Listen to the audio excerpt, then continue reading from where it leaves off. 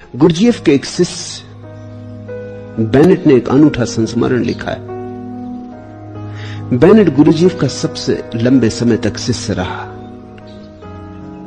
पश्चिम से जो व्यक्ति सबसे पहले गुरजीएफ के पास पहुंचा वो बेनेट था, और अंत तक जो गुरजीएफ के साथ लगा रहा वो भी बेनेट था। कोई 45 साल का संबंध था।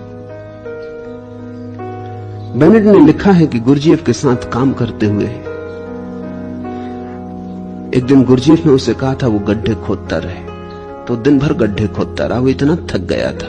वो गुरजीएफ की एक प्रक्रिया थी, थका देना, इतना थका देना कि हाथ हिलाने की भी स्थिति न रह जाए।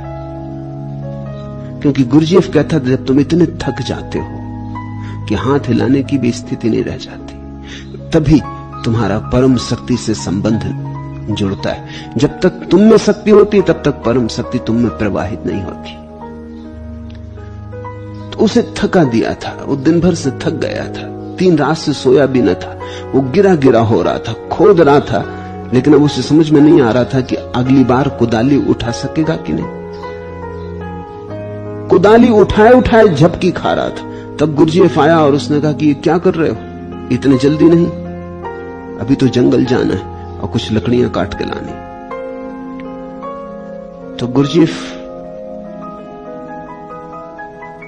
की शर्तों में एक शर्त थी कि वो जो कहे करना ही होगा, क्योंकि उसी माध्यम से वो सोई हुई चेतना को जगा सकता है।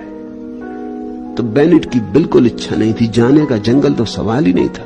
अपने कमरे तक कैसे लौटेगा, ये चिंता थी।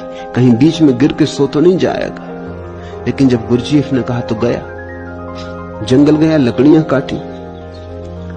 जब वो लकड़ियां काट रहा था तब अचानक घटना घटी। अचानक उसे लगा सारी सुस्ती खो गई और एक बड़ी ऊर्जा का जैसे बांध टूट गया। यहां बिल्कुल खाली हो गया था शक्ति से, जगह स्थान निर्मित हो गया था। भीतर जहां ऊर्जा भरी है वहां से टूट पड़ी, बही गड्ढे की तरफ। गड्ढा बन गया था थकान के कारण। ऊर्जा बही और सारा शरीर रोआ रोआ ऐसी शक्ति से भर गया जैसा कभी भी ना हुआ था। उसने कभी ऐसी शक्ति जानी ही न थी। उस क्षण उसे लगा इस समय मैं जो चाहूं वो हो सकता है, इतनी शक्ति थी।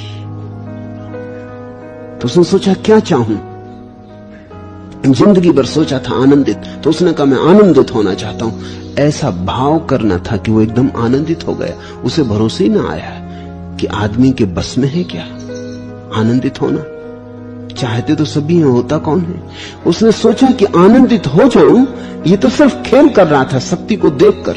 इतनी शक्ति नाच रही थी चारों तरफ, रोए रोए ऐसा भरा पूरा था कि उसको लगा कि इस क्षण में तो अगर मैं जो भी चाहूंगा हो जाएगा। तो क्या चाहूं, आनंदित। ऐसा सोचना था, ये शब्द का उठना था आनंद, कि उसके पुलक पुलक नाच उठी। उसे बस भरोसा ना आया। उसने कहा कोई धोखा तो नहीं खा रहा हूं, कोई सपना तो नहीं देख रहा हूं, कोई मजाक तो नहीं की जा रही मेरे साथ। तो उसने सोचा कि उल्टा करके देख लूं, दुखी हो जाऊं। ऐसा सोचना था कि दुखी हो जाऊं कि एकदम गिर पड़ा।